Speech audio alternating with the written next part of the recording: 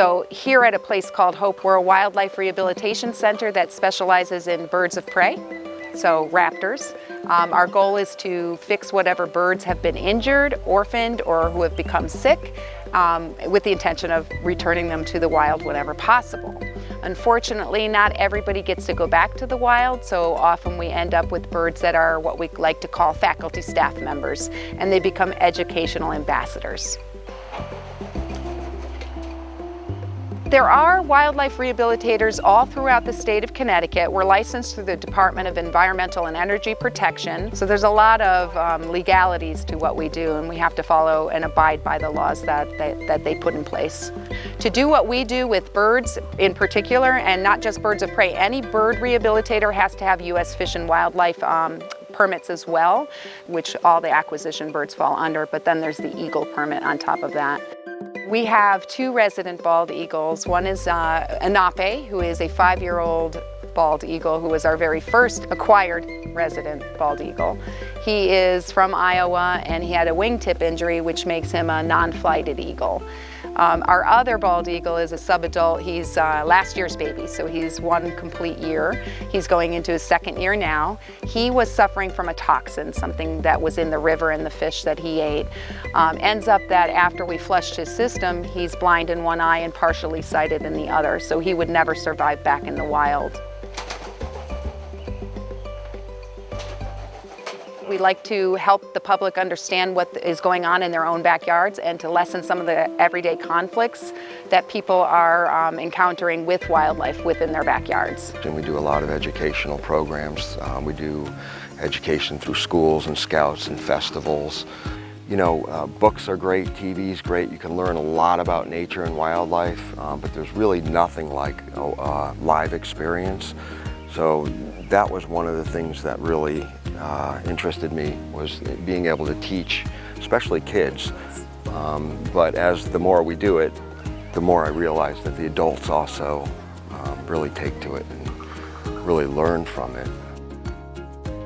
We're seeing about 98% of the birds coming to us injured in ways related to humans. Of course, the biggest injury that we deal with are car strikes, vehicle collisions. So that's about 85%, but the rest of them are things like window collisions, garbage entanglement, rodenticide, so it's secondary poisoning, habitat loss, people cutting down trees in the springtime, or even the kind-hearted, well-intended person who picks up a baby bird that is hopping, doing the normal fledging process, and we call those abductions. On a yearly average, we're seeing about 600 birds coming through admits. I'd love to tell you that 599 make it home, but that's not the reality, since most of them are injured in ways related to vehicles. So every year it changes as to what number is actually making it back to freedom. Christine is usually running in circles, taking care of the rehab cases and feeding the resident birds, and it requires quite a bit. So you never know what's coming, but everything is, it's always pretty exciting. An exciting story that we have a YouTube video of 2 eagles that had done a talon lock. They were basically fighting in the air. It was a competitive thing, and they lock talons together and spiral down towards the earth, and whoever lets go first is basically going to lose the territory or whatever they're fighting over.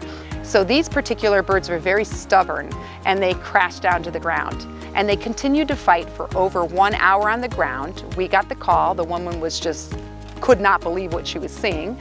We went out, and both Todd and I were able to separate these eagles, and that was exciting because it's not every day that we go on an eagle rescue for two in one. So we were able to separate them. They both suffered from some pretty deep puncture wounds to legs, thighs, chest wounds, and we were able to fix these birds, get their wounds back to healing and the birds back to 100% health, and release them back to the wild.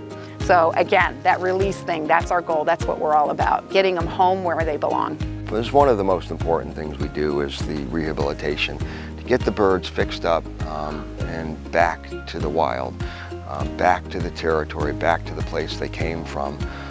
Because pretty much all the birds have a territory. So in that territory, they typically have a mate, and sometimes they have offspring depending on the time of year. Sometimes they have an active nest with chicks in the nest.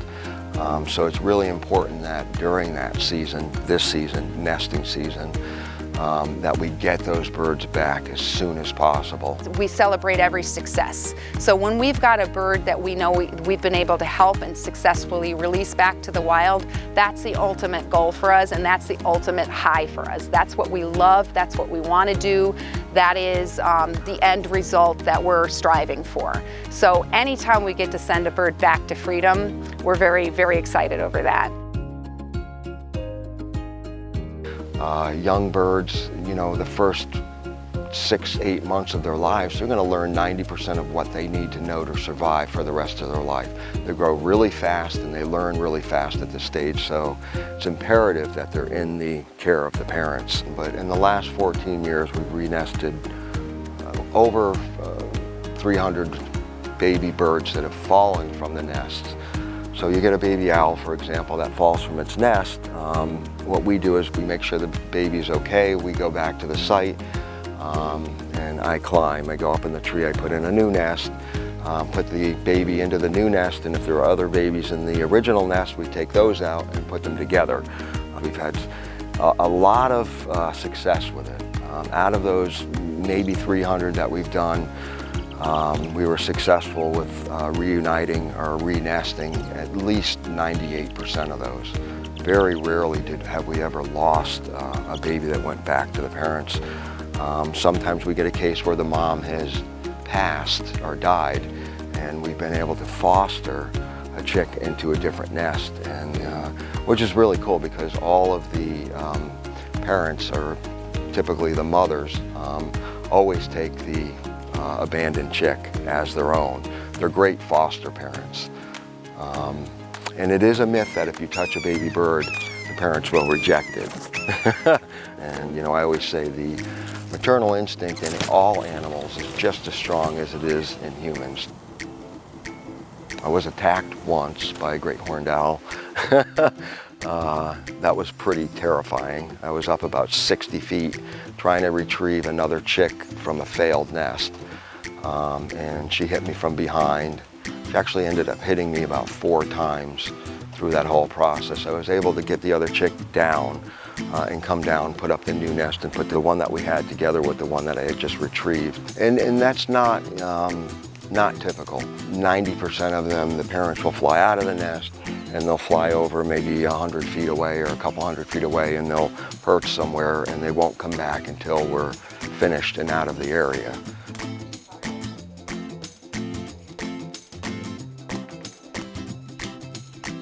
I think it's really important that people get reconnected with nature. You know, with all the technology these days, there's been a real disconnect between people and nature and wildlife. And this is a great way to make a difference. It is a labor of love, it's a passion.